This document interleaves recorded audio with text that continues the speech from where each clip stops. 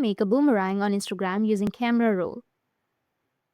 So if you want to make a boomerang on Instagram using camera roll, then what you need to do is first you need to open up Instagram application. After opening your Instagram, you need to go with your story, which is on the top left, or you can also just swipe left, which will take you to your story section. Now, once you're on this kind of interface, just go with the boomerang option right here. So tap on the boomerang.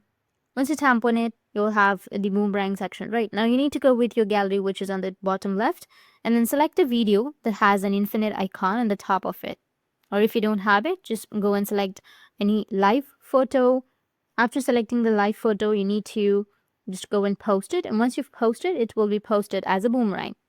Or the next thing you can do is just go back and then go with the camera, select boomerang, and then take a boomerang right now. Wait for it to process, and that's it. That's how you can make a boomerang on Instagram using camera roll. And if you have any questions, feel free to comment below. Thanks for watching.